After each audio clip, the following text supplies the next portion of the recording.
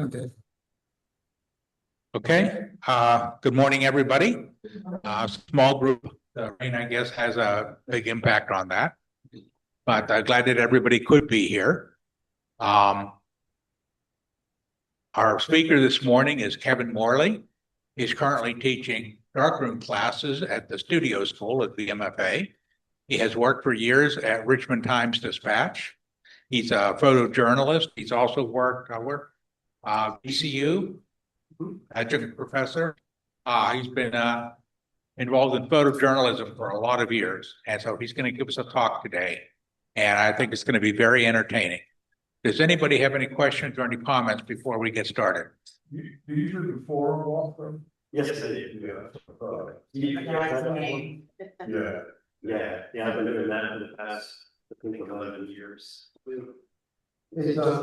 I'd just like to say, Kevin, for your information, I'm moving away, so I just want to say thank you to everybody in the club, for all the friendships. It's been a wonderful number of years that I've gotten to know everybody. I really appreciate it. I'll be back, virtually. Anyhow, I'll be zooming in. Okay, great. Thank you for your contributions. How many years was it in? Pre-COVID, because I was president during COVID. So. Yeah. That's right. I tell my wife to come to these meetings, past president's club. Yeah. Okay, well, we can get started.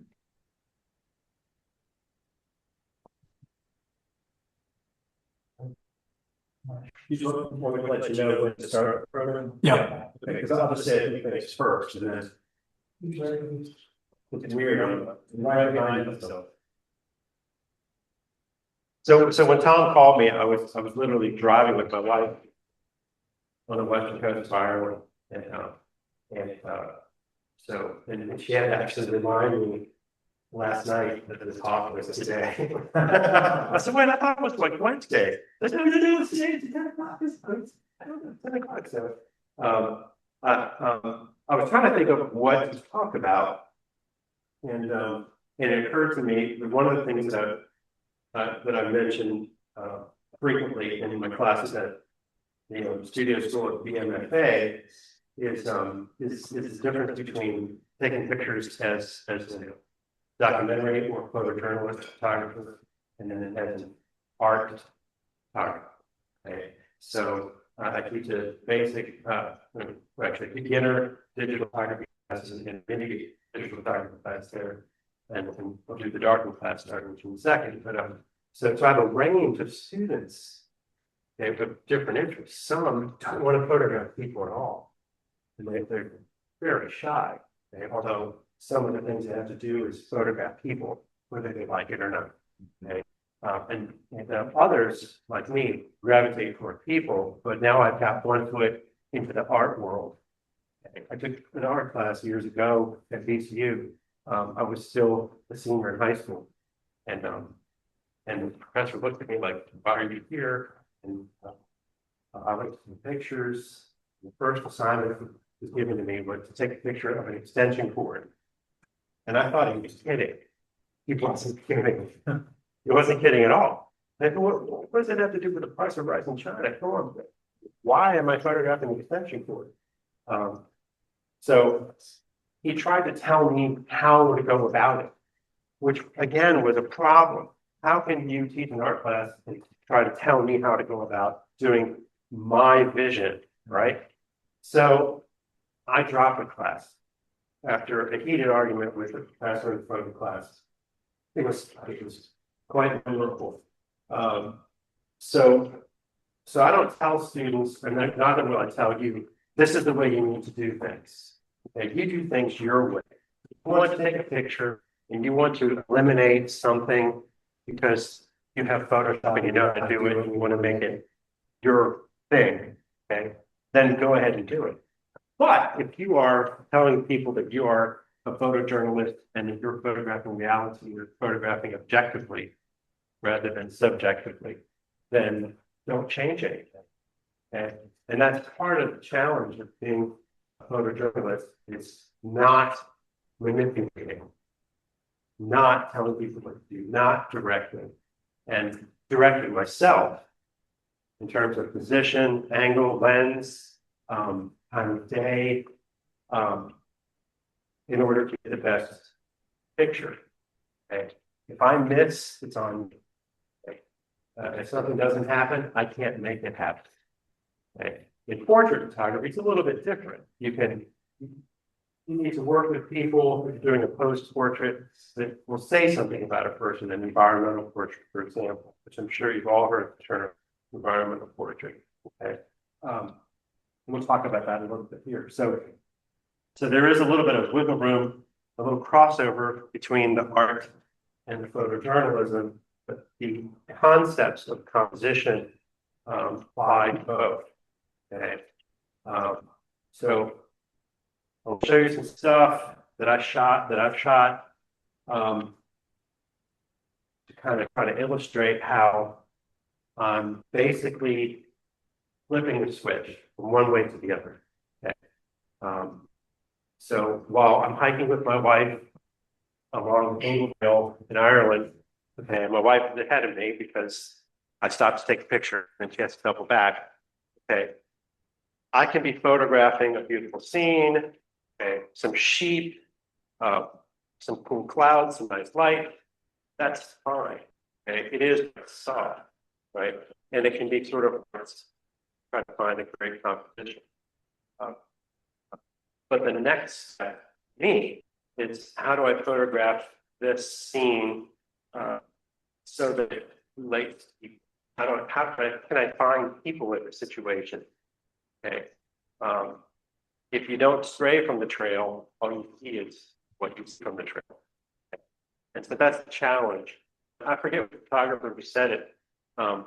You cannot say, or I can't remember, some those French photographers' names you just can't say, right?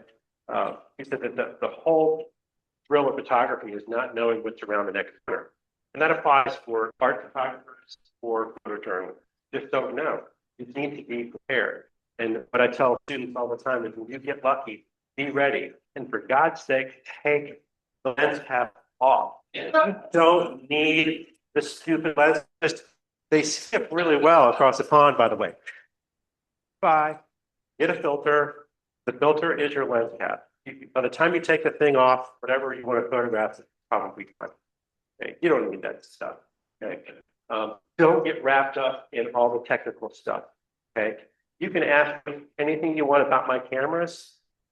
I probably won't be able to answer it. Okay. Do you like this aspect feature? I don't know. I've probably never used it. I've got my collection of my way of doing things.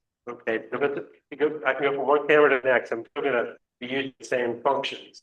So to be thinking about pictures in the same way, in terms of exposure and whatnot, to the point where hopefully it'll be sort of like nature.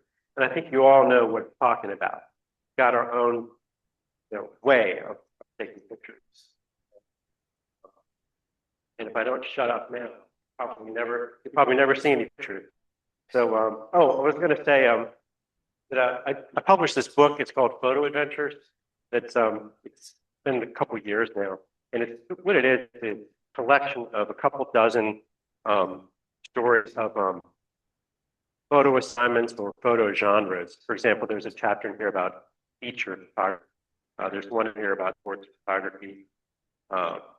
Some funny, weird, off the wall situations that have happened that mean something to me. It's sort of a book of introspection, as well as this is what I see as photojournalism. I find that I learn a lot about myself by taking pictures. Anyone have that thought? Okay. So I had an MFA, a plumber. The guy came in, just got off of work. He was dirty. He was sweaty. And he said, I just have to relax. I want something I can do. I can go for a weekend and just be by myself You look at the world and relax, and this is it for me. I just learned how to use that was the thing. And boy, this guy was great. He really had a strong desire to connect with what he's seeing and to really just relax. Okay. And I find always to be relaxed. I do something that I love. I get paid, I've been paid my whole life to take pictures. And I can't imagine doing anything else. It's kind of who I am. I love learning about people, and through that I learn myself, and then I can share it with others. So, and that's kind of what it's about. So we go to the very first. Let's switch. Okay. All right.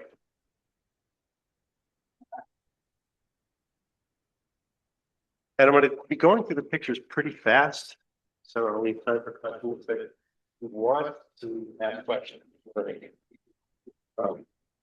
feel free. But to quote a friend of mine who gave a talk years ago, someone asked about a beautiful picture that he had photographed. And they said, "What f-stop did you shoot that picture at?" And his answer was, "I don't know. I was taking pictures at the time." Okay. That's going to be kind of my answer. Okay. For me, the technical part is really the easy part. Okay. The tricky part is getting a picture that is really, a strong image. Okay. Who agrees with that? Yes. Okay. Oh, okay. This is you already know about all this stuff. Forward. There we go. And that, so that's the website for them. And Amazon, blah, blah, blah, wherever you go, you can find it. So what I'm going to talk about is a visual toggle switch, going from photographing objectively to subjectively. Okay. It's not going to be like the whole topic, but I do want to refer to this. I thought about this last night, and at about midnight, I said, I'll just call it visual toggle switch. It sounds cool. Photojournalism, or documentary photography versus art photography is what I'm going to hit on quite a bit.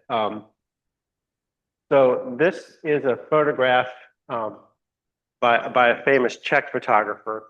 I can't think of his name now. It's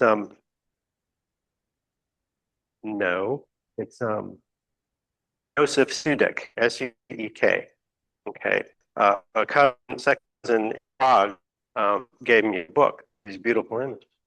And sorry.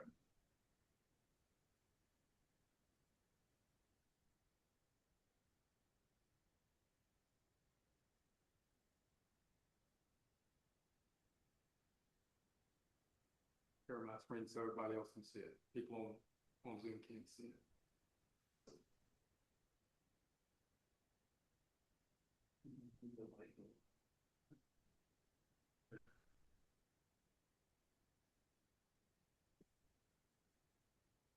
Okay. Okay, thanks. So Sudek, and this picture and many others are all about beautiful imagery. Okay. In a sense, you can say that it's documentary because he documented the scene, but it's all about balance, composition, light for sure. Okay. And in his case, very, very nice print quality. Okay.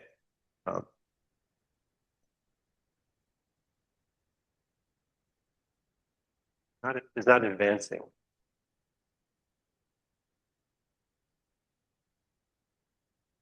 Oh, okay.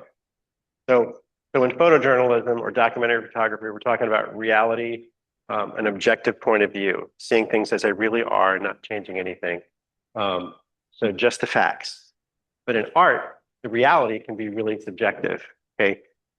Anything goes. All right. Just go crazy. It seems like there are no rules these days. There's some recent art stuff that I've read about. There's just, what in the heck are they? What? But if it sells, more power to you. Okay.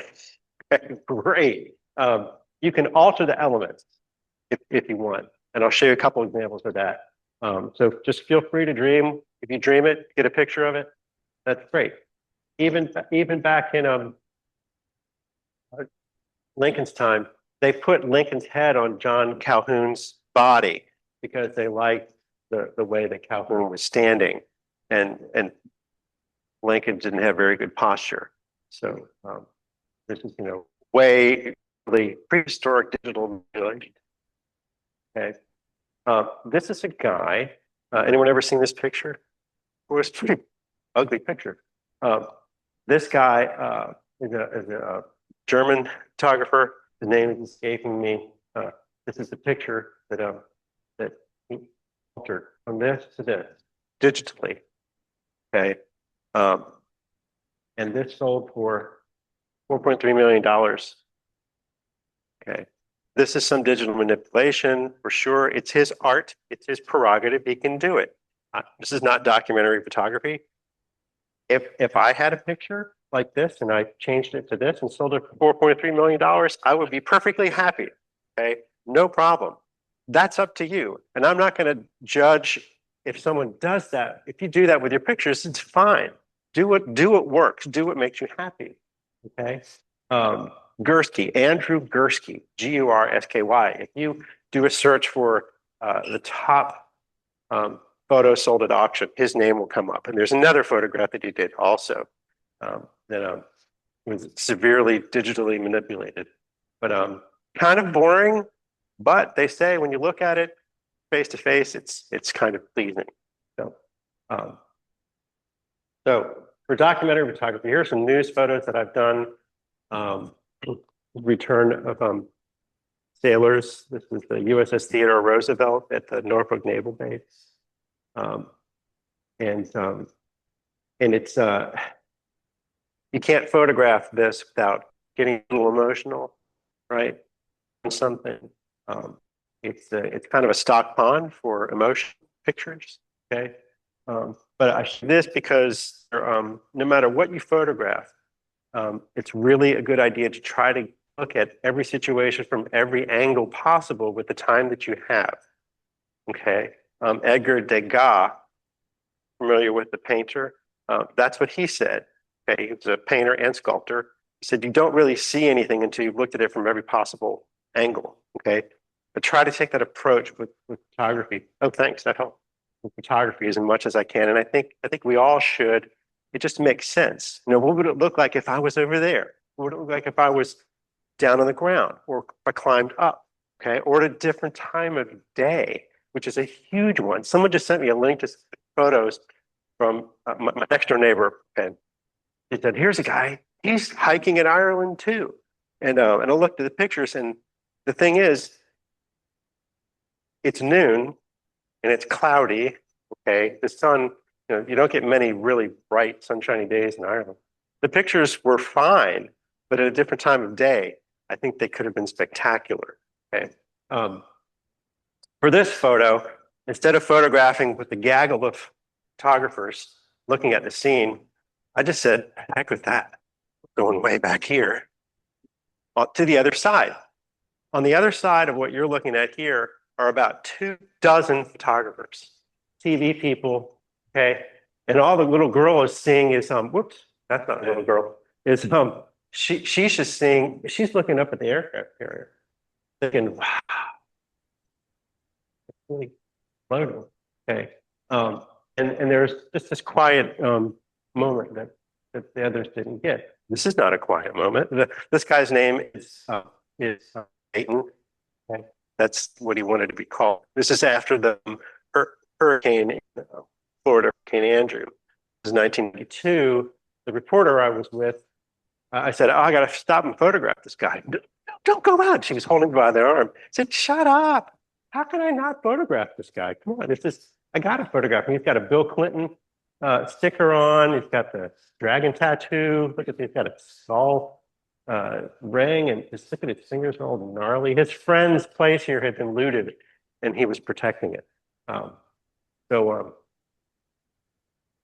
And there's a hurdle that you have to get over to get to the point where you can approach people and say, "Hey, take pictures this for whatever reason, I could say the Times-Dispatch, do you mind if I take a picture? Didn't ask him to change anything. In fact, he said, where do you want me to stand? I said, don't change anything. Don't, just, you're fine. So the funny thing about this guy is a couple months later, I came into work and there was everyone was sitting around the Times-Dispatch looking at me. What? Am I getting fired or something? I said, no. We just want to see you get your mail, the actual snail mail. So I got the snail mail. I got my mail and it was a letter from Hollywood, Florida. And the return address just says Satan. And so I'm like, whoa. So he said he saw the picture because when you photograph, any newspaper that gets Associated Press that subscribes to it, they're kind of obligated to submit pictures to the AP. So this picture moved by the AP and was all over the place. And he had seen the picture in a Florida paper, and so he wanted some photographs. So I sent him some, and I wrote, "Dear Satan," and then I did sign it. I signed "God bless." I do some freelance stuff now and then, and this is for the International Mission Board, the Baptist International Mission Board, and this was shot in Tanzania. It was the aftermath of the civil war between the Hutu and the Tutsi in Rwanda, and so I spent 3 weeks there in 2 different refugee camps photographing. This was shot with a Leica. This was film M6. So news. So don't change anything. It's just you have to, like, it's happening. I got to go there, run through the water. That's on the Outer Banks. This is sadly a funeral for this little boy's father, who was killed in Afghanistan, a U.S. Marine in Chester County. And then, a handful of times I've got to go with the White House press corps. Just, it's like I get to see some friends of mine who work with them and say, "Hey, how's it going? Shut up, just work." Actually, a good friend of mine was Obama's personal photographer, who was in both terms photographing behind the scenes. No, not P. Souza, but. This is a Boy Scout Jamboree, and this is a Hail Mary. I'm holding the camera up, just just pre-focusing and just guessing the exposure. So, and here you might shoot a whole bunch of pictures. Well, a bunch while watching what's happening. Not quite sure what expression you're going to capture, but like Lay's potato chips. Don't shoot just one, okay? Because things are unfolding. You have many faces doing many things, and arms flailing all over the place, and so yes.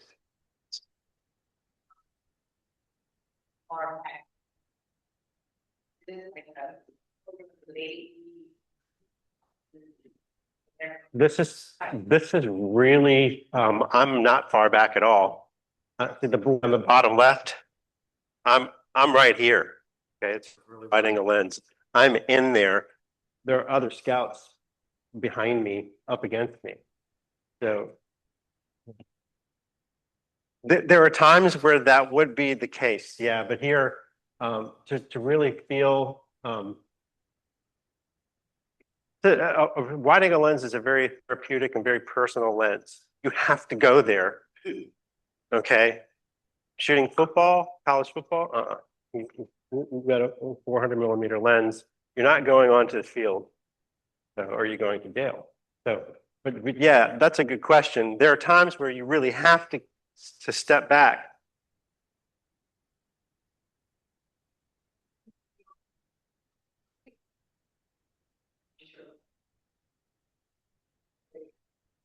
Right.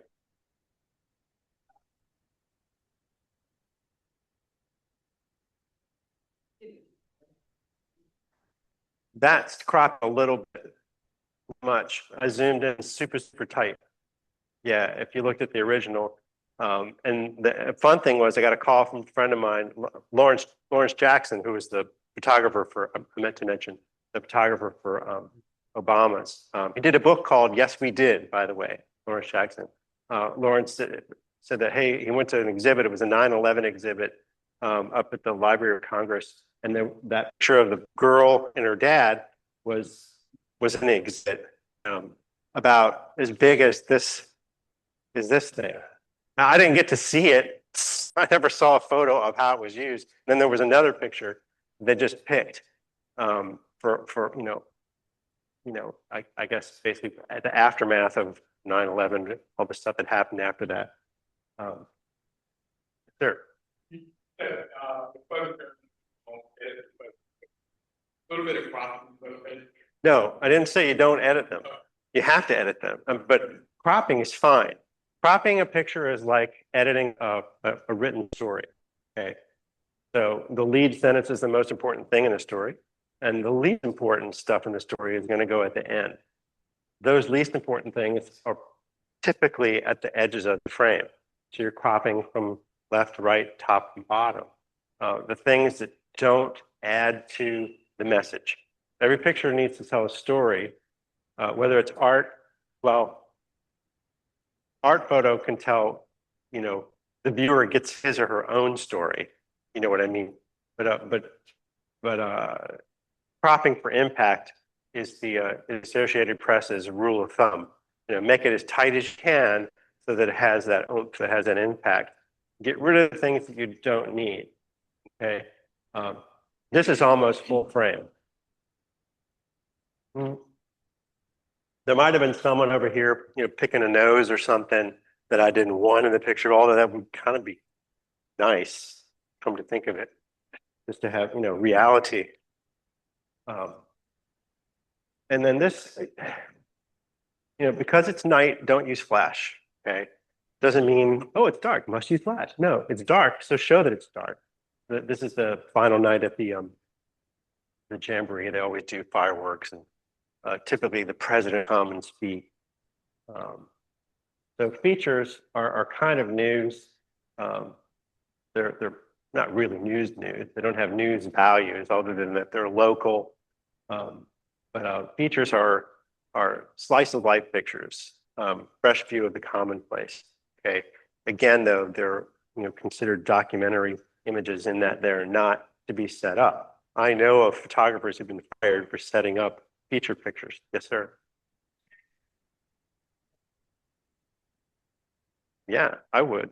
Yeah, I certainly would. And there's a lot of that. Yeah. Well, thank you. And like I said, when you get lucky, be ready. For some reason, whoops. Not yet. I saw this woman looking over and looking over and looking over and looking over. Interesting. And then who knows why? She reaches out and touches his kid right when the dad is nibbling on his fingers. Okay. And that just means, work with weights, because if you're holding a 302.8 and holding it, for 10 minutes, you need to, I'm quite literally hiding behind a bush for this picture. I had no idea. This is on Carey Street years and years ago. Longer lens can help you. This is where a long lens is absolutely necessary, because these drunk guys who were jumping into the river, they couldn't see me. I had a 600 lens on the camera. I'm out in the middle of the river on a rock. So the funny thing about this is that this guy here, the next day he went to work at a car dealership, and his boss called him in. Said, "Do you feel better now?" Yeah. I said, "Well, you were sick yesterday, right?" Yeah, called in sick. I said, well, he said, "Look at the newspaper," and he fired the guy. Okay. And the reason I know this is because I got a call at the paper from this guy's mom, who said, "Well, I just want to thank you for having my son fired." I said, "I'm so sorry." No. I mean it. He's been getting away with murder his whole life. And now finally he had to answer to being, a liar. So it's pretty deep right in here. It's not bad. But anyway, So she just, I thought that was hilarious. Try for different angles. This is, Nutcracker dress rehearsal. So we can't all go in and photograph a Nutcracker dress rehearsal. I know, but there are other smaller venues that are similar that you could go to. And this is in Ireland 30 years ago, the first time I went. And and I guess I'm showing you this because I want to encourage you to not to hesitate. Okay. Martin Sheen told me this, and there's about him in the book. He said, if you feel like you want to photograph it, just do it. Just do it. Don't think twice about it. Just have the impulse and go. Okay. So I'm driving along and I see all these kids in white running around in the schoolyard. I pulled over, asked the headmaster, some sister presentation or whoever, hey, I'm from America, I went to Catholic school. Do you mind? Oh, go ahead, take the pictures. It's all right. Have lunch with us. Come to class. And it was, I love that. My wife will tell you that's what I love to do. Meet people and just, they can tell if you're honest and if you're, non-threatening, which is a big thing, that they have to worry about these days, especially photographing children. Okay. But man, it was so cool. I spent like an hour there, had lunch, which was, it wasn't fish and chips, it was chips. I think it was pizza. It was pretty good. So another wide angle lens. Okay. If you want to show, as close as you can, a first person view of what it feels like to go to cotillion, that, getting in there with a wide angle lens is the way to do it. And trust me, these kids are so spaced out by being with a member of the opposite sex that they're not even looking at each other. You see that? They're so, okay, all right. They hardly know that I'm there. Okay. Now my son is in here somewhere. I don't know where, but see, I just asked the head of the cotillion, would it be okay if I took pictures? Because I'd photographed them for the paper before, so she already knew me. And then they used some pictures on their webpage, although they probably didn't use this one. So they're replacing one of my tires, Yeah, and they said it should be ready this afternoon. Now, whether that means 1 o'clock or 4 o'clock, I don't know. So the Travel Channel was doing a story about the top dentist 10 appointment at 2 public o'clock restrooms in America, and there was up at right behind Trader Joe's. there to photograph. So one of two things will happen: either they'll call in the next hour or so and say the car's ready, thing where they picked 100 pictures that define the new millennium, and this is one that they picked. where's my I think Uber, because news coverage is so outrageous, and then they cover anything. I told the dealer that Okay. when And I I think pick that's up my car, we can drop yours Plus, off. who's ever and seen take yours in? a video camera that close to it? Yes. Anyway, it was funny. So features, this will be for you, art student working on a project. We all know if you close down to F22, you can get that little starburst sunlight thing, okay, which just seemed to work in this case. It's easy to overdo that, okay, so be careful. I know photographers who tilt their camera all the time. Okay, speaking of overdoing it, I said, can you tell me why you're always doing that? Because every time I look at the paper, I have to turn my head. I just think it looks nice. There's a good reason for an angle. If you can see it, show something more simply, then do it. In Monroe Park, students on a nice sunny day, you're always going to find something going on. And this is just happening. Okay. They're not changing a thing because I'm there. Yes. Yeah.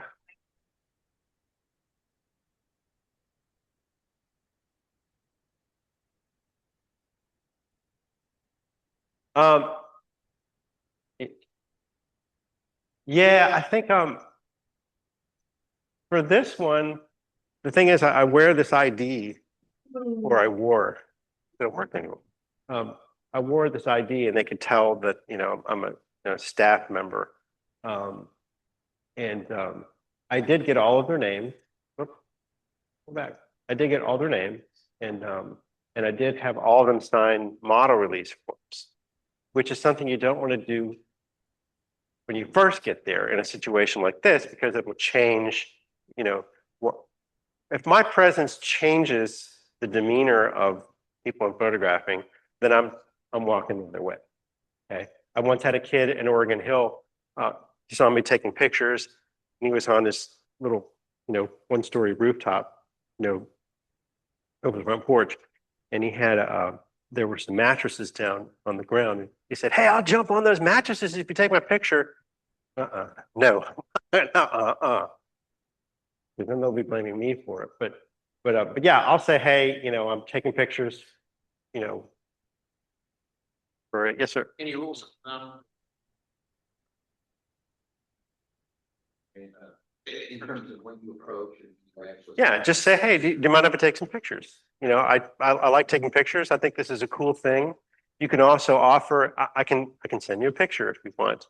Okay, I did that. I'll show you in a little bit with a lot of people in Ireland. There were some boys from. Well, I don't have a picture of the Italian boys. It turns out these Italian boys live in a town right next to a town where I have some good friends in Genoa, Italy. And so we had a lot to talk about, but they were in a park in Dublin. Okay. And so we're from Italy. And so I'm going to email these guys some pictures. They're kicking a soccer ball around and they're watching a soccer game on someone's iPhone. It was hilarious. Sorry? Yeah, this is a pure candid. This is candid.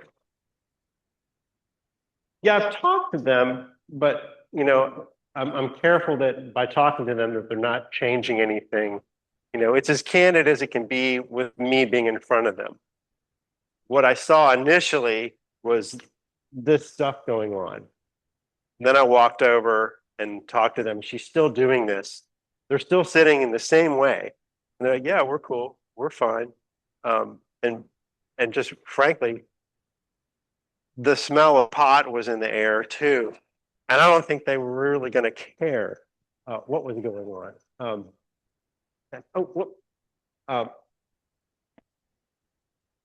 Okay.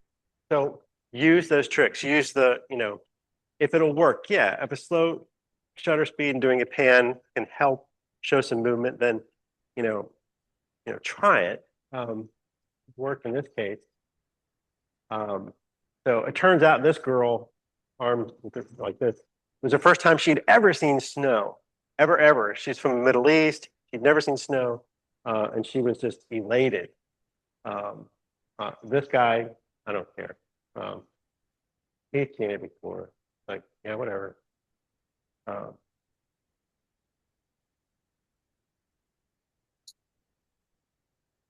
Hanging out. Halloween. Hey, Halloween, you're always going to see some. There are about a dozen hot dogs on campus on Halloween Day, roughly. I love nasty weather. So if there's nasty weather, I want to go out and take pictures of it. I want to go faster so I don't use up too much time.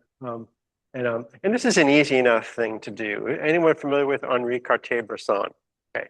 There are many situations you would find a beautiful balanced composition, something very, very dynamic with nice lines and balance and whatever. And then just someone will come into the frame and he's ready.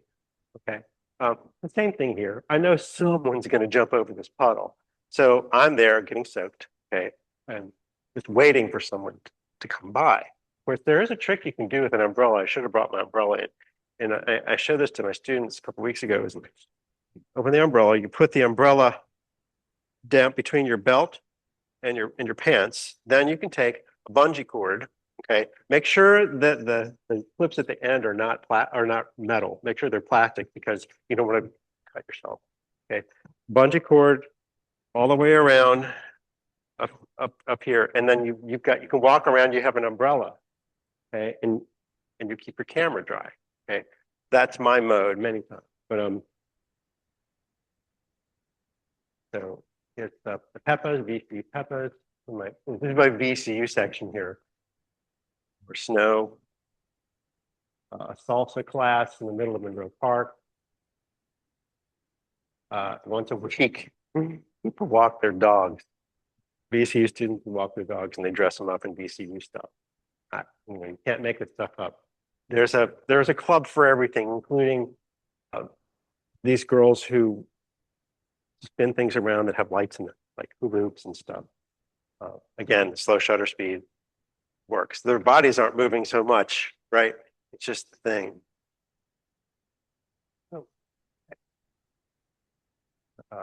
ROTC students, 5 in the morning run, which means 5 in the morning I'm running again, showing some movement. Pep rally. So flash, ghosting, slow shutter speed, pop a flash, get the blur with the course, very light that you correct. You can don't mind if someone were to correct this light because it didn't look that way to the eye when I photographed it. Pull back on saturation of the yellows or go into curves and drag the blue line. Never worked. I don't know how familiar you are with Photoshop, but I'm imagining probably all are. The pop flash with one of the globe little things goes on top.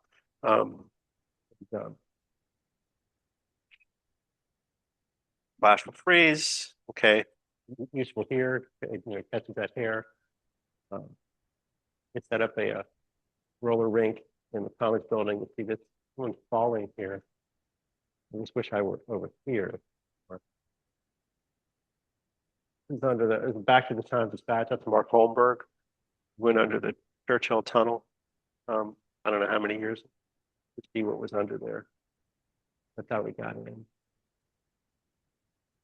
This is my cousin's son, who is now a student at JMU. He had a surgery to remove a tumor, a kidney tumor, when he was 6. And he's bigger than me now. He was just a little thing. But I wrote a story for this and did pictures, and it was I couldn't find a reporter to do a story, so if I need to write, I'll write. The guy with 54 personalities doing a therapy session, he's noticed he's strapped to the bed because some of the personalities that come out were very violent. Okay, gets into where it's an experience that I had that was very strange. He was cussing and spitting, and the whole time I'm just trying to be as objective, just this is what it is. Have the camera between me and the guy, talking to the back of my camera. Don't hurt me, don't hurt me. But it was very, very unusual. And it's a kind of thing where, and probably you all have a story where you probably wouldn't have experienced something or probably would not have met someone had it not been for your camera or your desire to get a picture. Okay. This is for a story on snorkeling in the James River. It was part of a whole year-long series that Rex Springston and I did in the James River called the James River Journal. We would do one story per month that would land on the front page. And this one was called the James River Poor Man's Bahamas. And this was shot with the Canon Mark IIN. I'm in the water. It's not protected. It's just me in the water. Any excuse to get in the water or get outside, I'm there. Okay. And the camera was fine. And just waiting for one little blow of the water here, which worked. A hand tattoo. Bear in mind that as you're photographing scenes that are beautiful and just it could be a sunset, it could be a bunch of buildings, it could be a downtown a portrait of a downtown setting, whatever. But look for details. Just look for little things that might add to the overall. You can pair 2 pictures and it'll have a third effect of the overall and then the detail that will tell a different story. I just liked the hand tattoo. Wildlife, who likes wildlife photography? Okay. Yeah, it's tricky. Big lens, okay, and concentrate and just camp it, okay, and wait for the male to come back with the sticks. Or what? Um, oyster fisherman, the mouth of James. Yeah, so all this stuff, it's just I'm there, okay. I was back here, way back. It doesn't work way back here. And I'm, why am I back here? I got to get up here. Okay, so I crawl up here and take a picture of him from this angle. Okay, he kept putting his cigarette out. Dude, if you want to smoke, smoke. Don't put it out because I'm here. Glad you said that. He didn't stop smoking the whole time. This is where I used to swim when I was a kid. It's near my house, so I know where to go. He's off of Route 6, west of town, a ways, the bridge. Britney Spears, in the earlier days. Concerts are great, but it's give them time crunch. Okay, they'll say, okay, you can photograph the first 3 songs. Okay, I'm good with that. Sometimes while you're doing it, they'll say, okay, that's the second song, you're done. But I have 3. You're done. Okay.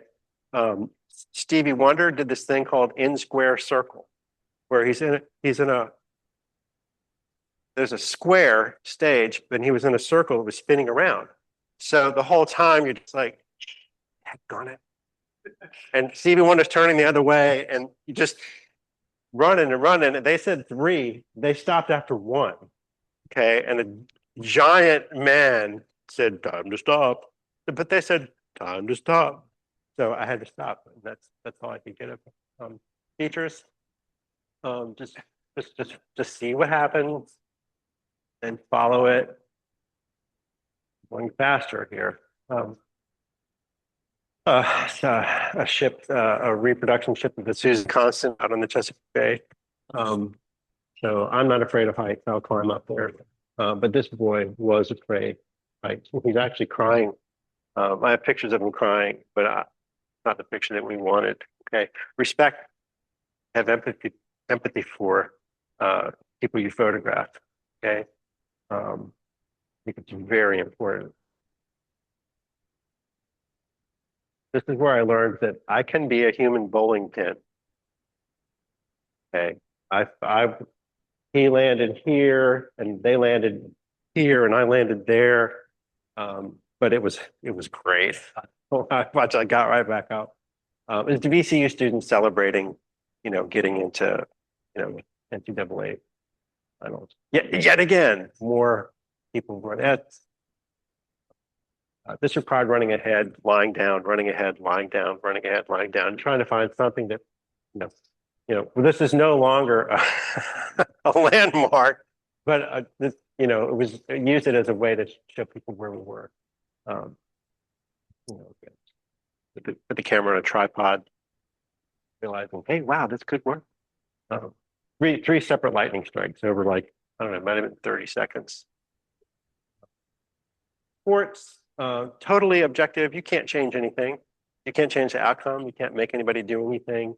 But good sports pictures are when something goes wrong or when there's a high score in the game, there's unusual action or a change in the game.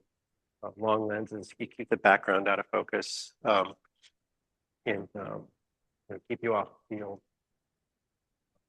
I'm looking for emotion and interaction, crowd taunting people. I hate NASCAR. I can't tell you how much I can't stand NASCAR. I would never pay to go to NASCAR, but I would love to photograph NASCAR anytime, anywhere. I would go there and photograph the heck out of it.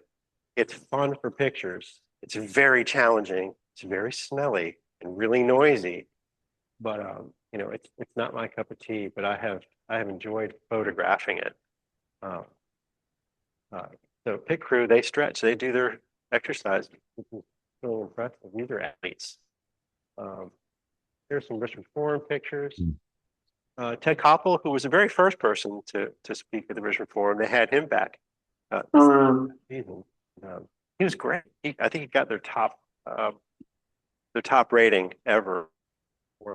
He was wonderful, and trying to photograph him with these two guys are scholars. They have 5 scholars who work with speakers. Speakers come, okay, they kind of escort them around and help them out.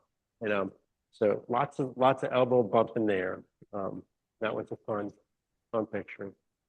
This is in the simulcast room in the basement, which is dark as you know what. Oh my gosh, this is something like 6400 ISO, maybe a 50th of a second wide open. And I shot this with recently got an R series camera, mirrorless, which thank God. You can shoot at a higher ISO. It's a big enough file, you can work with it. And now with some of this AI, I'm not big on the AI stuff, inventing things for your picture, but it does do some good noise reduction. It's very helpful. Anthony Fauci, Steve Martin, my favorite. He was hilarious. Yeah, he was there with Martin Short, backstage. This is a 300-2.8. I just handhold the 300-2.8 just because the monopod, if you're running around in the forum, okay, you're gonna hit someone with it, or you're gonna trip on it. So it's just easier just to carry it around. Ron Howard, we're trying to line up. Sometimes they put pictures in the background of people, and that's what, which is kind of crazy because a lot of times I'm right in front of someone just to get that particular angle. Excuse me. But and then looking for hand gestures, looking for, you can't say, oh look, Ron Howard is raising his hand, I think I'll take a picture. Oh, whoops, it's gone. Okay, it's holding the camera, watching and concentrating and anticipating what body language is going to come next.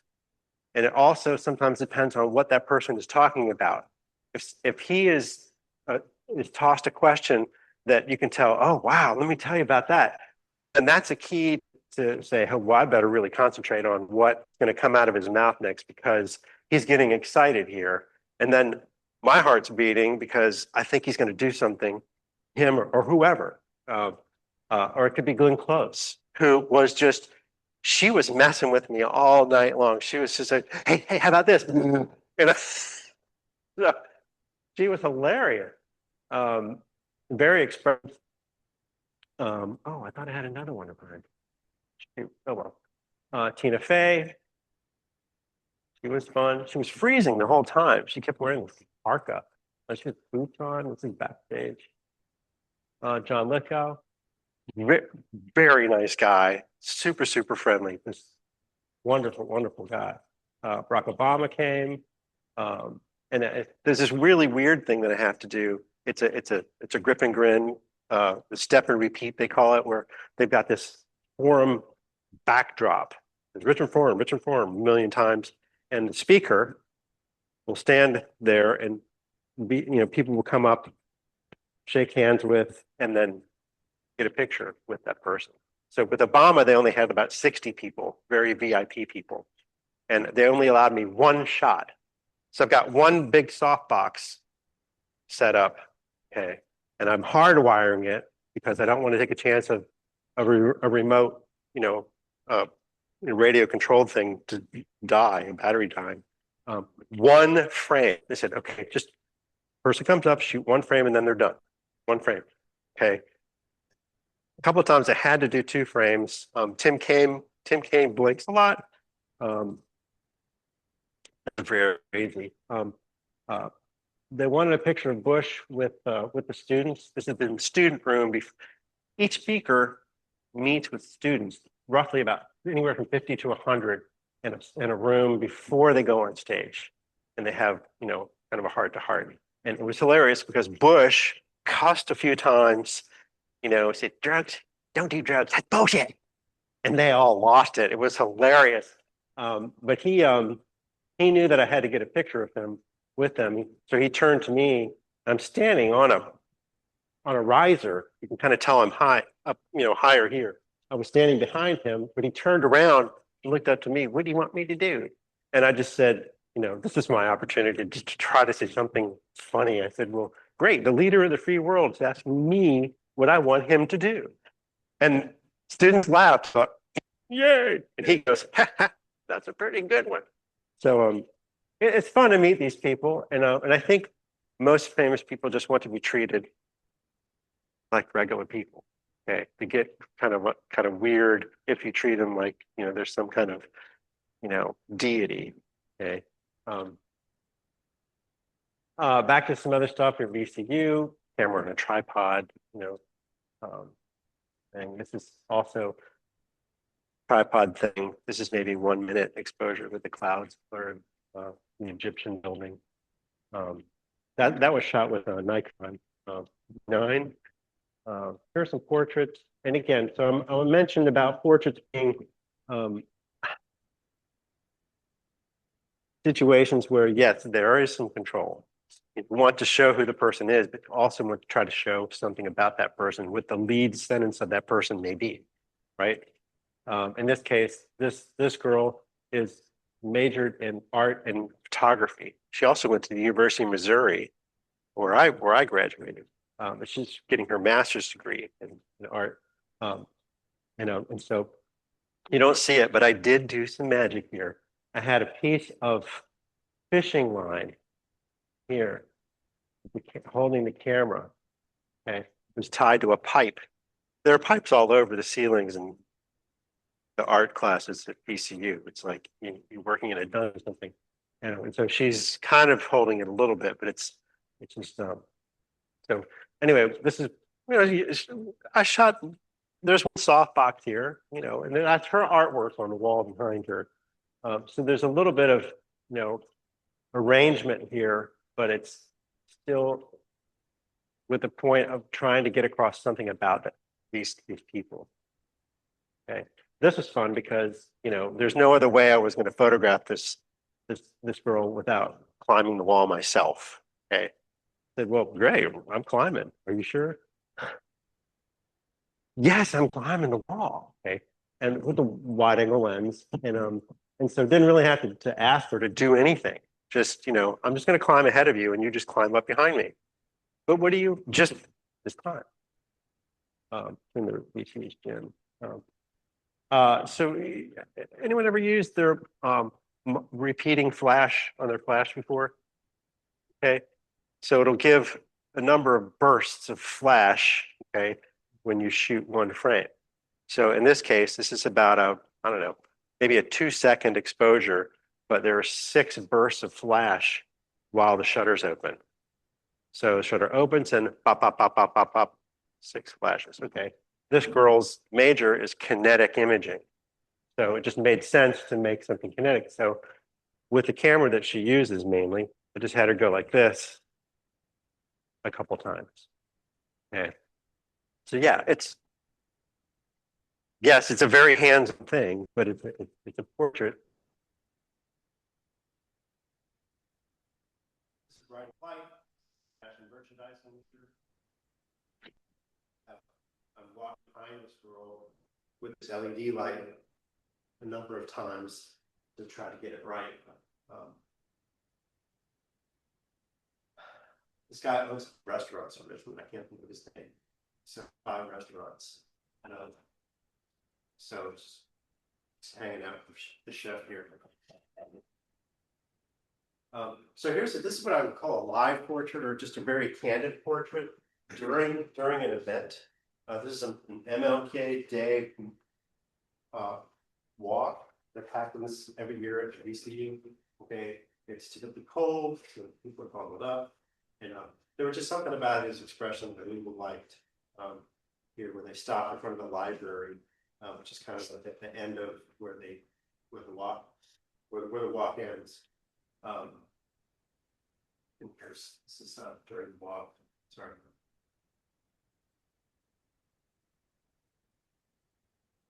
So if you see, if you pair this with this, okay, there's an overall and then a close up. Okay. Go. Go. Go. During dress rehearsal of this play, I just decided I'm going to shoot everything from the catwalk. Okay, and anytime people look up, I'm going to photograph, which is like being at the state fair and trying to shoot the ducks. Okay, well done. And don't carry anything in your pockets, and just change.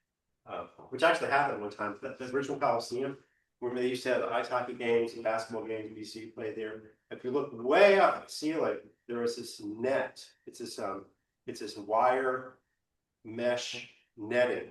It's maybe, I don't know, 100 feet in diameter, and you can walk out of it, okay, with permission, and you can shoot with a long lens through it. It's like when you shoot through a fence and you're focused far away, you don't see the fence. Okay, it's too blurred. Okay, well, back in the film days, okay, I left a little roll of film, not the film, the container for the film. I left that in my pocket, and it fell during the hockey game. But no one, I never heard anything about it. It didn't fall on the ice, but it fell somewhere in the stands, somewhere, you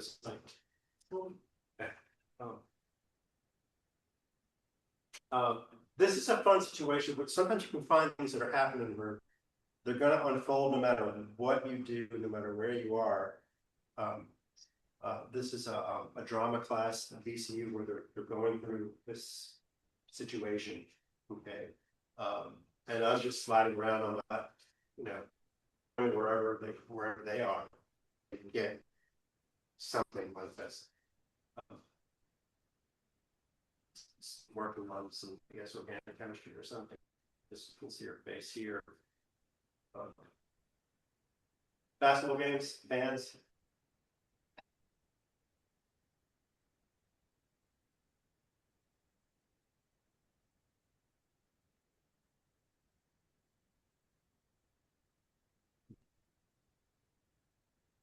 Kind of go faster so we can have time for stuff because it's 11 o'clock. Go faster, faster. Yeah, I paired these just because we'll kind of tell. So solar eclipse. Anyone ever photographed a solar eclipse? Did you use get the special filter? Good. Yeah, because y'all Arizona. I don't know where it came from. I said I gotta get it because the physics department at VCU was set up to view it with the telescope and everything. And this is right close to where my office was. The fun thing about it is that those glasses are so dark that no one knows because you're standing right in front of them taking pictures. So you're invisible. Okay? She had never seen it before. But yeah, you have to get the filter in order to view this. This is a 500 millimeter lens. And that's the physics department's setup. There it is. Yeah, because there are hospitals in VCU, you know, there was a lot of photographing of medical situations. You'll see in a second, I photographed for not, you know, it's a very heavily edited version. But everything you see in this picture is scrubbed. Okay, there's no information in this photograph that could lead you to realizing who this person is. This child's parents already gave permission. It's all been cleared. I was walking around with someone to get all these HIPAA permissions and forms filled out as we go. Okay, very, very particular about this because we're talking huge lawsuit if anything got out. And this is a very live, very real situation right here. As this is, which I was very happy with. This is the birth. They're both registered nurses at VCU, so they got it 100%, and they're very, very good. This is after you can see when this happened. It was a long, long process. I had to wait. Wake up, baby's coming. Okay. And there was just any light that was there, it just happened to be nice light. Okay. And I'm just holding the camera like this. I'm not leaning over the bed. And trust me, in my hand, that strap was wrapped around my wrist, and I'm holding it so tight because, man, you don't want to drop that camera. These are medical students finding out where their residency is going to be. Graduation is always fun to cover. Some people don't like it. I love it because everyone's happy as can be. So it's a great time. Well, wait a minute, I'm going to change my mind. Mm-hmm. There's just total happiness. That's Michael Rao, RDPC president. This is for a series on how the Commons building is used at VCU, different events. That's bingo. I mean, bingo by phone from people want, students who want some really cool stuff. And you can tell this was during the COVID period, and this is the very first vaccines I got to photograph. This is the arrival of the vaccine at the U. And that's it. There. She got the first vaccine. Governor Ralph Northam was there. You don't even see the syringe going in. Okay. The moment is her reaction. It doesn't even matter. You can't see all of her face. So, bunch of the big vaccines, and the life on campus with COVID. The wind ensemble, they were wearing masks and cut holes through the masks. That was kind of interesting. Not all of them. The guy back there who did art students. 6 feet apart. And they met it. This is in the School of Nursing. So here's some art stuff. Here with that LED thing. I'm running behind like this.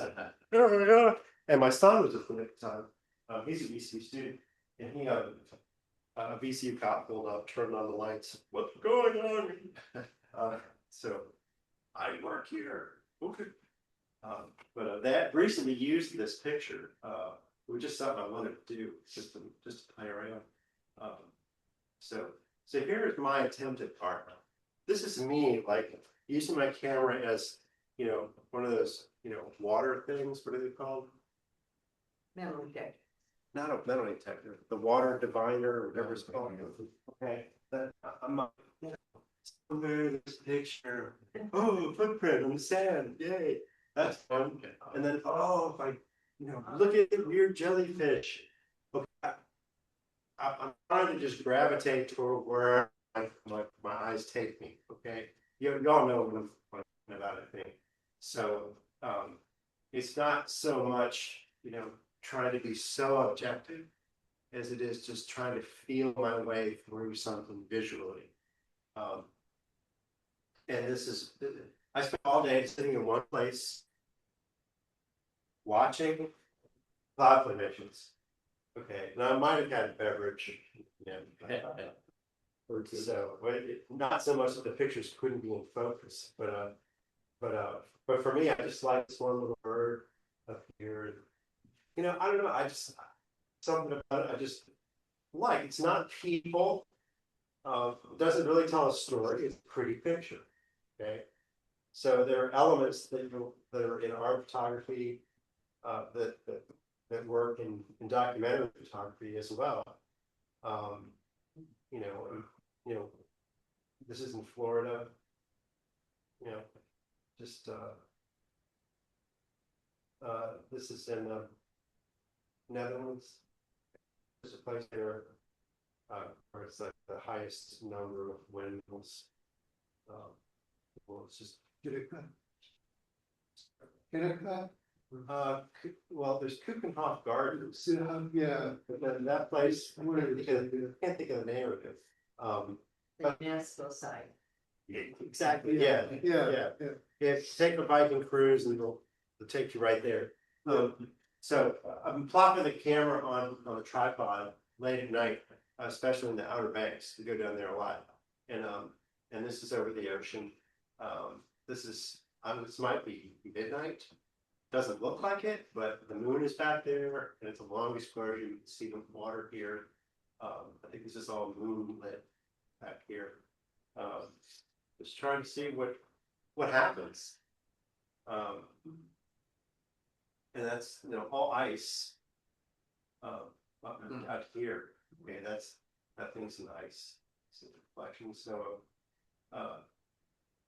you know, I think sunsets are great, but wait till after, right? As we probably all know, you know, wait for the light to really get special.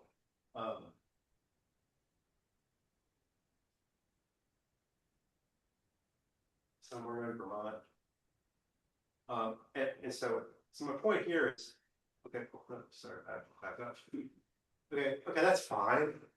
But how do we humanize it? How do we, you know, is there a way that you can say, what does this mean to people? And that's where, you know, finding where people fish can add another element to it. Okay. I see a lot of people hop off of tour buses and get out. I saw this in India a lot. See, tour bus pulls up. I've been hanging out at one place for 3 hours, getting pictures of people, you know, hanging out. Okay. People get off the bus, there's the camera, click, click, click, click, and you're right back on the bus. What did you learn? What did you see? What did you experience? Nothing. You got squat. Okay. I talked to these boys, you know, where do you catch them? Where are you from? How you doing? Okay, it's more of an experience. Right. Well, yeah, sometimes the problem is if they stay there for more than 2 minutes, the bus will leave. Did that happen to you? No, it's never happened to me because I always caught up to the bus. If I can, I try to get some wildlife pictures, and this is on the sound side in Corral. And if you sit there and hope that the osprey are going to take off, they won't. When you walk away, they'll take off. Okay, that's the thing. We're trying to trick them into thinking, walking away. Okay. You put a rock in your pocket, you throw it on there. Right. Does she rubber band it? So this is typical sunset, but it turns out that this, you know, grandma and her granddaughter were walking out there, and I talked to them. I said, hey, you know, taking pictures of the sunset. You know, we're down there a lot. You mind if, you know, some pictures while your granddaughter? No, it's okay. It's okay. So it's good. So it's another layer of something, not just the sun in the sky and the sun in the sky. Okay, it's a little bit more. And if you want to mess things up, try slowing the shutter speed down. You know, just get a little bit of movement. Okay. This is at about midnight. On Currituck Sound. This is a shot with my R6, not having shot any nighttime stuff with it before. And it's really hard to see the scene so dark. So what I would recommend is just focus on infinity, manual focus. Don't try to manual auto focus on this because it'll go back and forth and not capture anything. But this got really well. Amazingly, the boat didn't really move around much. Somewhere in Germany, to inside of the boat. Just love the look of reflections.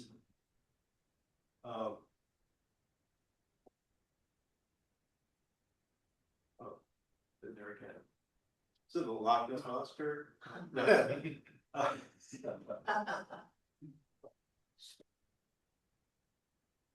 Okay, this is very recent. This is about a week ago. This is in a place called Glendalough in Ireland, South Dublin for a ways. It's where a guy named Saint Kevin established a monastery in the 6th century. Okay. And so I've been there before, when I had film, but now I've come with the digital camera. I've returned with new technology. And so, this is the tower, I'm just, and just be very aware of what's going on, okay, around you. And normally I don't like when you point the camera at anything that's in the sky and you see this jet thing going on, like I was afraid.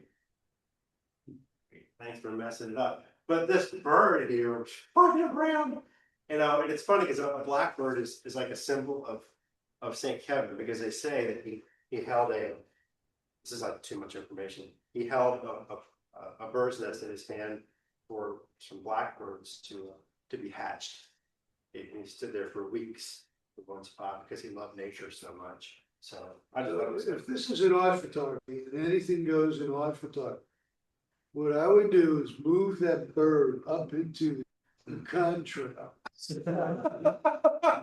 right. Bird. You can do that. It just seemed like a race to me. Yeah. I'm ahead of you. Yeah, just move them straight up, so you get perspective. You can, erase the contrail. You could do that. You could do that. But for me, the whole thing was, oh, cool. Look, I'm gonna fall down. And I was thinking, so nutty. She's trying to distance herself from me so that other people don't know that I'm associated with her, right? So I'm just trying to get anything different, rather than just the tower. This is the one time we had to take a bus to go from one B&B back to town of Dingle, and I'm just trying to shoot through the window and what the heck. When you go traveling like that, and I used to be the type of guy with a 30-pound backpack and a lot of stuff, and now I'm down to camera roll lens. Well, what do you do? I'm of the stupider kind of photographer. I carry a whole bunch of stuff. Yeah. I had two cameras. I've got my Mark IIN Canon, and I've got my R6. I've got a 70-200 zoom, the older lens, and then I've got a super wide angle zoom, and then I've got whatever, it's a 20-105 zoom. And Whenever I see a guy like you, I just start laughing. But yeah, as you I used to be that guy when I was much younger. Well, a buddy of mine in Fredericksburg, a fellow photographer, he said, "What lightweight equipment are you bringing?" I'll get back to you on that after I come back and get my shoulders looked at. But yeah, we were hiking a lot, and I was thinking, what am I doing? But once you hike to the top of a hill, and then you see this view, and you want to break out, a 200mm lens, that's what makes it worth it. Yeah. But I did not tote the tripod with me while we were hiking. It was we did 4 hikes. It was an average of 12 miles a day. A lot of it was up and down. So I show you this because cool sheet. Okay, whoop-de-doo. But it's just the sheet. But if you bear in mind what's going on around as well. Okay, and I have tunnel vision. I'm guilty of it, where I will photograph this again and again and again, and I realize, now I have to walk back there and do this. Why are they blue? I mean, is that a certain coating or is that just? No fences. I'm sorry? No fences. Ah. And so the owners color they spray them so they know whose sheet they are. Yeah, it's pretty cool. You'll see there are some pink ones later, red ones. It's pretty incredible. This is at Morley Castle, which is just looking straight out at people holding on as they walk around and kiss Florida snow. So, and I just did this because I thought, well, what would it look like in black and white? So I just pulled out all the color just to see the difference. Black and white, I think, does something different when you look at it, right? I think my brain, maybe all of our brains, try to paint those pictures. They try to put color in, and it lends more to the imagination. I think I get excited when I see black and white pictures, and I really wanted to see what this looked like. And I get better. I think we have to hurry up. Okay, all right, super. Okay, so this is flipping the switch to photograph people. This is in Dingle. So yeah, there are buildings, but what about the people who go to those buildings? Why are they there? Yes, at Hope Beach, there are these really cool sheds, but you know, they're pretty themselves. But what about the people who come to the sheds, who want to set up to have a drink and enjoy the day? Okay, there's another level to it. Okay, and I talked with these women, and my wife came up. We talked with them. And this, they were great. They were so good, and they had their special drinks and dog, and it was hilarious. Mitri artsy fartsy. Okay, on the other side of the sheds, which you remind yourself, what is a little bit on the other side? Okay, it might be nice. This is in Ireland last week. Some beach. This is Kensington Gardens, London. Shoot these pictures, yes, but also be prepared in case a water battle breaks out. Okay, which was really a lot of fun to photograph. Again, my wife was going, "Oh God, you're gonna be for another half hour." But it was great. Yes, go to the National Gallery, see the cool art. But how are people interacting with the art? Who's ever looked at going to the Louvre and seen Mona Lisa? Have you seen people looking at the Mona Lisa? It's what they freak out. Oh, finally. Okay, right. What the fuck is a little stuff cat in front of it? How weird is that? I just thought it was interesting.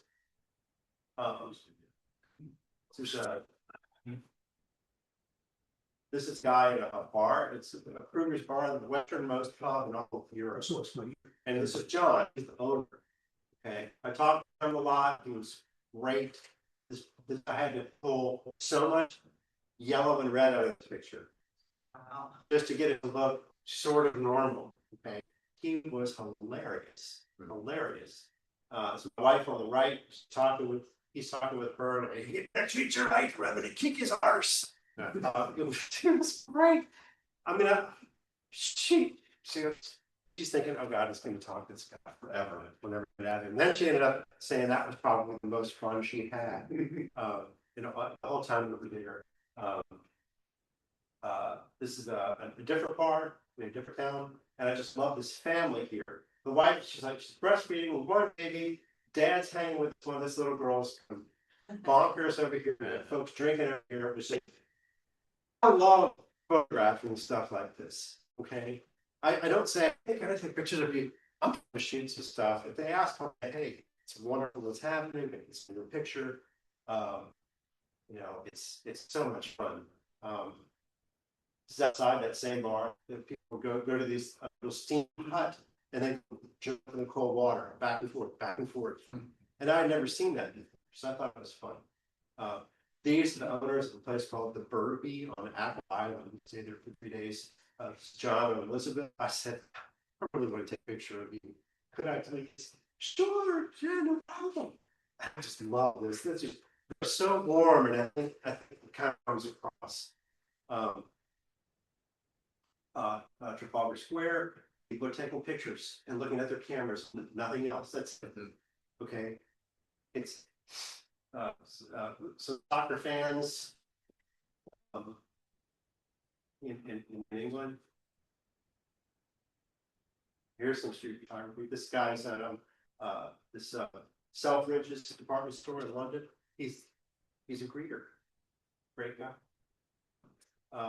It's called hen parties in England, which are like bachelorette parties before weddings. You see them all over the place. I didn't know what was going on. I would walk around in the town of Bath, which is where this is, and there's a group of women over there all wearing sashes and drinking champagne. And then around the corner, there's another. Like, what's happening here? Oh, it's a hen party. Oh. See, she's the bride, and then there's the mom of the bride, which is centered. Park. In Bath, it's the Wickham Society. Jane Austen. Jane Austen, thank you very much. See people walk around like this all the time. Lots of fun to photograph. That's on hike. And that's it. I think I'm done. Yay. Sorry, I went out, but very good. Is there any time for questions or did I use up all my? I just got, you also teach awkward. Yes. I just finished up a course with George. Oh, you're dancing in that? Yeah, which was really cool. Film is kind of making a comeback, I guess, you know. You know, where do you see the analog fitting in with the digital? And let's say the future for the film? Well, it's coming back. It's clearly coming back now. They're making, what I've heard is that they're making more black and white film, black and white paper. It was hard to get for a while. I know that in some high schools, they still teach it. And I think it's important to learn those basics before going into the digital darkroom, you know, like Lightroom. I did it, you know, in reverse, but I agree with you. So I think it's great to keep those roots of photography all available to people. There are so many people who've taken black and white darkroom through me that never experienced it before. And it's like a whole new, it's a eureka moment. Oh, wow, this is great, but boy, does it smell bad. That's a good question. Yes. Kevin, enjoyed all of the photos that you shared with us. It was great. Question, what advice would you give to those who are not staff photographers?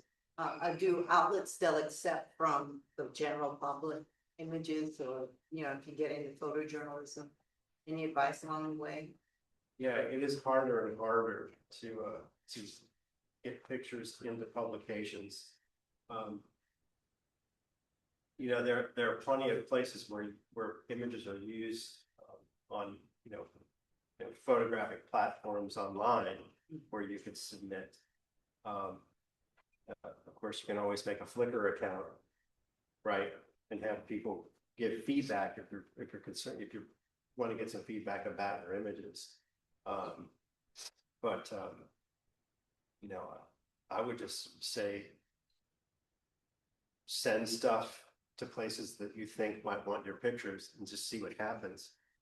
All you can do is try. All they can say is yes, hopefully. It is harder. You know, I know like the Times Dispatch and other newspapers, they're not hiring freelancers.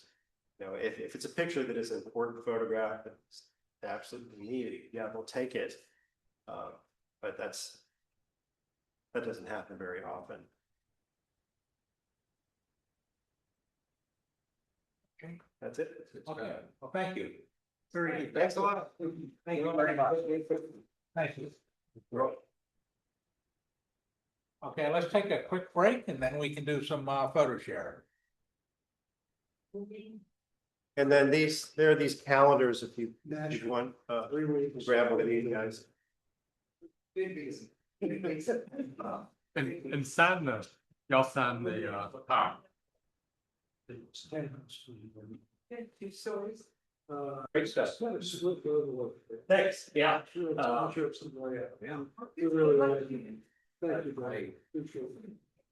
That's a good reason. Good that family to be there. I'm gonna grab it. I don't say it very loud. But it is. In terms of some of the. 3 weeks, so you can. Yeah. Yeah, we've been looking for a long time. I really don't know what to do there last year. Yeah, it's work to do some for. Yeah. Oh, it's a shock, yeah. Sign in. Okay. Here. COVID shots, it's virtually everybody. We've got certified. That was great. Oh, boy. We're thinking of it. But But then our kids, our sons will be down, so we're not really going anywhere. Well, they think of moving out of any kind of ones, but they're stuck in the. Now. I retired 2.5 years ago. Yeah, I don't know. Stretch out my back here. There's lots of things going on, Right. party and stuff, Yeah, plenty of that. events and death announcements and whatever. Right. I mean, I had to do so, Yeah. so. Right. So why'd you do this? Why did I do that? Just because Share and. because when I started taking pictures at paper, I kept detailed notes about things that happened, but and I kept all my notebooks, and with the intention of realizing that this is very unusual. What if I had a job? What if I had a job as just taking the job? Would I ever have experience in this stuff? The answer is most likely not, or very little. Right. And so it's an interesting profession for that reason, you know, because there's so much variety. So my dad passed away 2 years ago. He would never know where I was. He would have the morning paper and see what I was doing. And one day he got a paper, and my roommate at the time was associate professor job for she government. And one night his house was running from West End, and he said, "Mom, I'm going to one time little baby tomorrow." What? Yeah, I'm going down there where they have all these state cheese. Yeah, we're gonna find it out in Norfolk, especially outfitted, former, like American Airlines.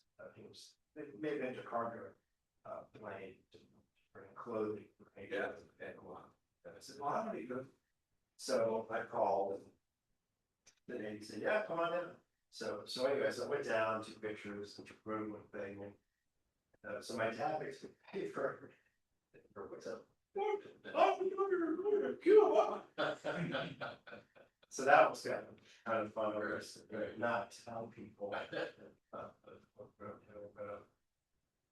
anyway, yeah, so that's why. Yes, sir. So those are available. Yeah, Amazon, please. Amazon, or I have some with me. There's another thing. Couple other places. And that's the first one. We don't have a whole lot of photos there. We don't have a whole lot of photos there. Unless like car or work off and just go driving to town. Unless you've got a lot on yours. Just.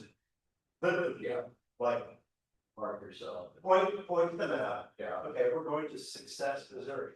Yeah. Okay, we're going to Clinton, Missouri, and we're going to go to the pictures of what we talked about. Okay, no plan whatsoever. Just sign the sheet. And that's the first photo adventure. Starting to ship them to you. Oh, well, that was when I was in high school.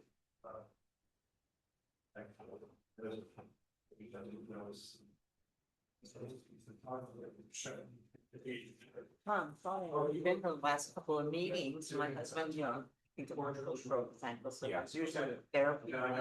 Sign the. I do. Or, not today. Is this the maximum height or does it go higher? Well, it goes higher with that. Yeah, okay. I was, Too many. No, this, well, no, I don't think it does, because there's a handle right here on it. Oh, well, it's fine. oh, okay.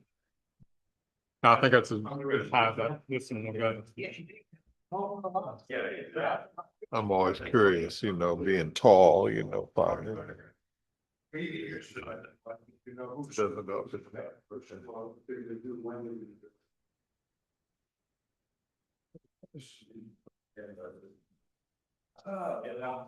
The news. Over Okay, should we start here now?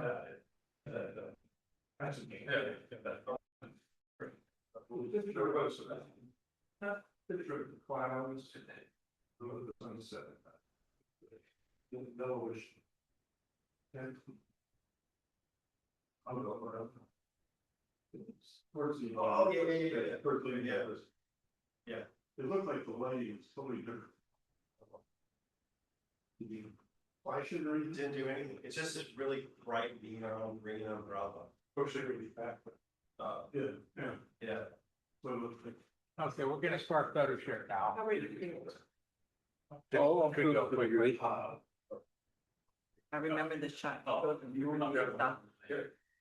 You showed me when you're in that. No,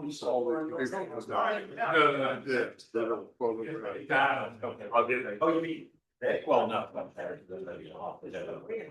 Okay, just a photo share today. I wanted to start. I had a chance to go get a preview of the new conservatory and the new grounds that are opening later this month at Lewis Ginsburg. And this is the back of the conservatory now. The wing on the left is going to be year-round tropical forest. And on the right will be a year-round butterfly exhibit. And so that's going to be really cool. And the grounds here are 11 acres of new ground and about a mile of walking trails. It's going to be very nice. Next is this is it's the west wing. When you first walk into the conservatory, this is the wing to the left, which used to have the little like house in it. Well, this is now a desert wing. And I think they're gonna have probably rattlesnakes and scorpions in there too, just to make it interesting. Next is the wing where the orchids have been. This is called the Mediterranean wing. So this is gonna be a Mediterranean environment in here. Okay, the next is, this is called the atrium. So this is, used to be back where they had set up the butterflies and also where they set up the big tree in Christmas. This basically just leads you out to the new wings that have been added in the back. Right? So we go through there. This is the butterfly wing. It's on 2 levels. It's going to be open year round. They're going to have a lot of butterflies in there. And it'll be really pretty interesting. Thanks. Thank you, Kevin. You're welcome. Thank you. So this will be pretty interesting. I'll be interested to see just how accessible it is to get to the butterflies and everything. You can see that it's on 2 levels. This is the upper level. So I'll be real interested to see exactly how this works out. When I was in there, I only got 1 butterfly photo, but they're just now stalking. This is the wing next to it, which is going to be kind of a tropical forest, right? Tropical rainforest, and that should be cool. And this is what it is from the outside of that tropical forest wing in the little patio area. And then this is walking into that patio area through an archway that was put in. You know, they still just getting all the plants going up, so it's going to take a while before everything fills out, but it's going to be pretty impressive when it starts. Next. And these are some of the grounds. This is looking out. Again, just getting things planted and growing, but several lakes that feed into each other. Yes. Tom, I think you might have mentioned it earlier, but how many acres did the? About 11 acres of new ground. Yeah, a lot of ground. It's. So now that it's springtime, starting to plant some flowers in them. Picked this one up at I think it was Home Depot. It was a nice columbine. So I photographed that one. And then this was from my garden. This was a bearded iris that grows. I brought this one in and photographed it. This is a dahlia. I picked this one up at the Home Depot as well. And it's blooming nicely. I brought that one in a photograph. And then this is another one of the bearded irises from my garden. It's kind of a unique one. That's pretty cool looking. This is a dandelion from my backyard. I like dandelions. And I'm glad that I had some this year. So I wanted to photograph this one a little bit differently. So I put a light behind it and photographed it with the light behind it. And got the, kind of looks like an X-ray. Next is one taken with a black background, trying to get all the detail of it. They're really pretty intricate and very interesting. So the next, I plucked some of the little seeds out, try to get this done. I've taken this before, but I think this is about the best one that I've had that really came out very, very well. I really like this one. And it also looks great in black and white. I did this. And then I picked off more and more line, but I wasn't just trying to get all of the detail I could out.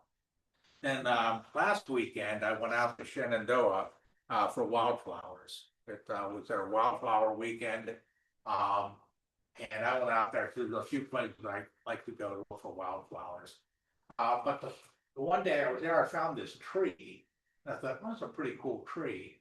And there was going to be a sunset, but it wasn't much of a sunset. There were no clouds in the sky. It was just, sun going down without anything.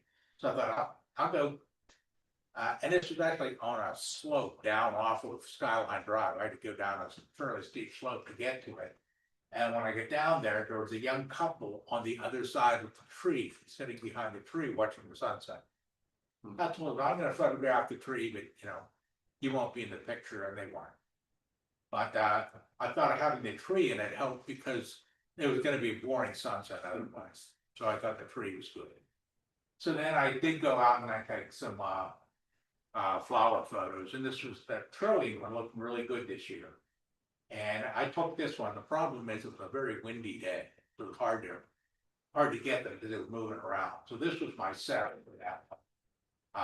On my tripod down low, I have a diffuser being held in place by this arm there in order to get that shot and to control the lighting there because it was full sun and breezy, so that makes it hard to do. And this was something I thought was really, I've never seen. This was a gold mushroom. It looked like somebody spray painted it gold. But those are pretty neat mushrooms, so I photographed that as well. Did you get a goal on your diffuser? Huh? Was there a diffuser on top of that? On the mushroom? Yeah. A gold reflection? No, it was a golden mushroom. Yeah, it was gold. And that night, there was another sunset. I went to a different location because I did have some really nice clouds in the sky.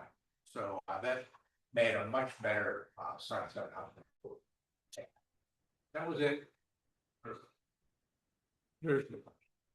Thank you.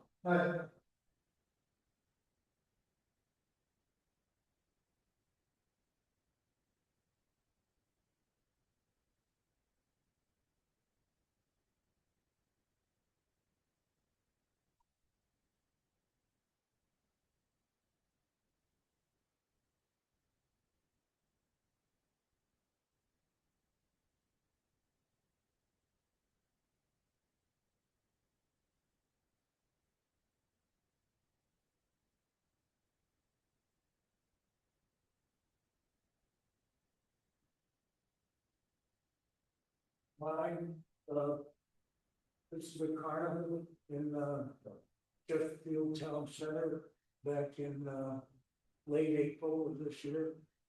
And I'm drawn to photograph carnivals. This is the third year I've done that. But I honed in on this particular ride. I'd never seen it before. It's the first year. And just decided to take several shots of it and see what came out. This is a close-up.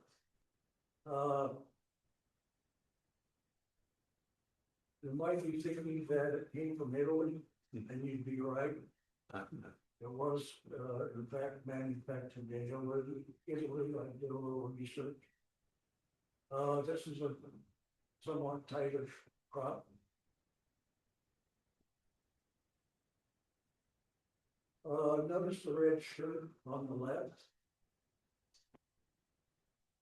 In the next photo, you'll see one on the right. And then I combined those two shots with one more and got the following shot. Yeah. 3 red shirts. Composite with layer mask in Photoshop. You're busy. Then I cropped in, and it's interesting to see the person on the left lower. It appears that there are 2 sets of legs. It's just the way the photos combine on top of each leg. Another crop without any 4-legged features. And the final shot, that's a composite of 3 photos again. Gets a little congested on the right side. And that's it. Cool. Nice. Yeah, nice. That's a.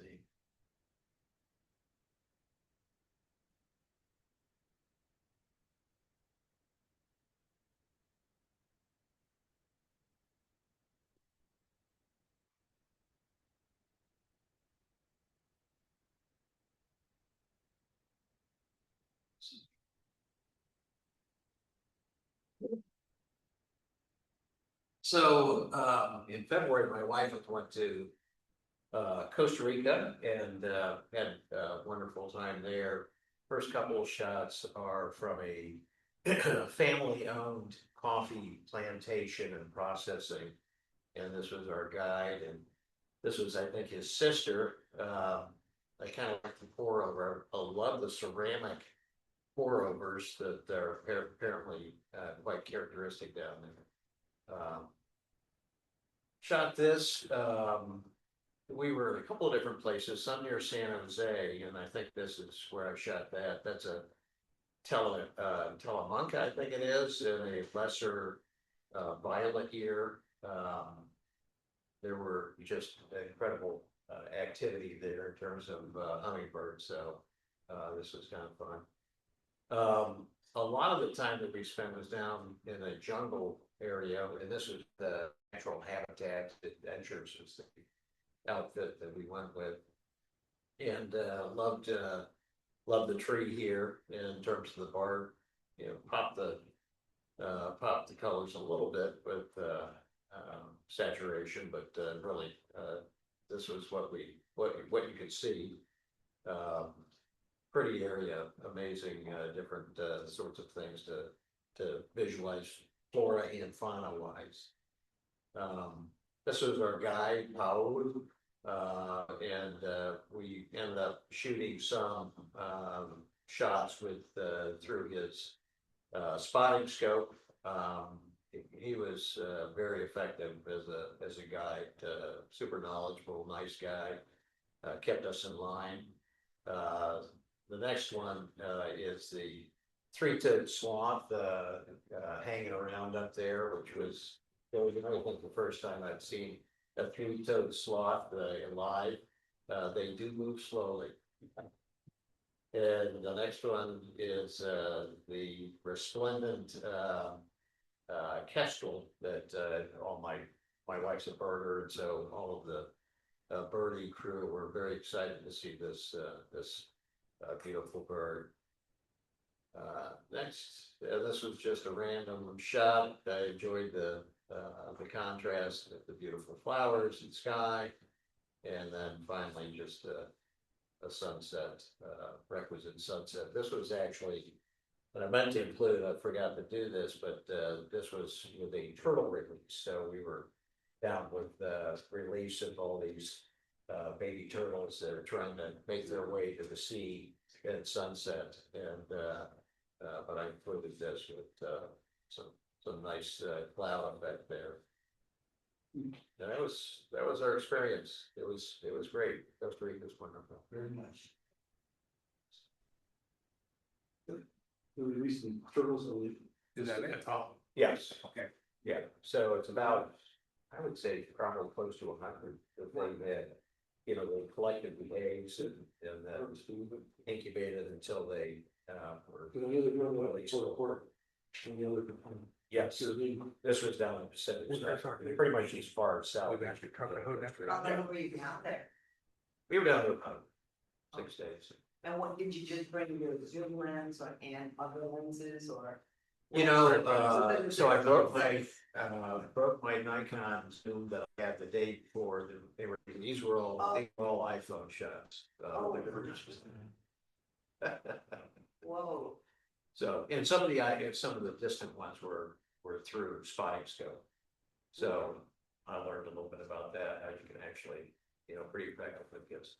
That's a bummer. Yeah, I know. Camera right before you, like, trip. I know, yes, you're right. Everybody. Where'd you land? Oh, Yeah, please do, because I'm lucky as far as finding opportunity.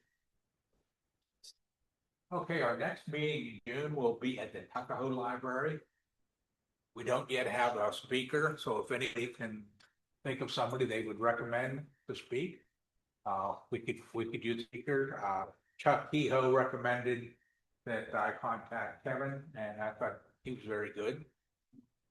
So we need to find somebody to speak next month, and that will be on June 8th, I believe it is.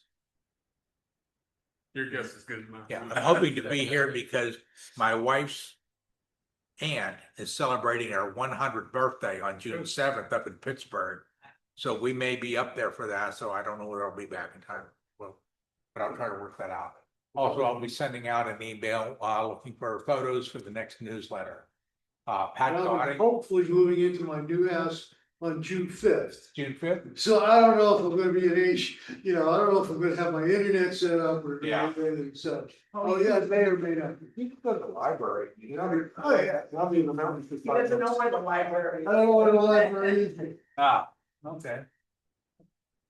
Okay, well, thank you, everybody. See you, Roger.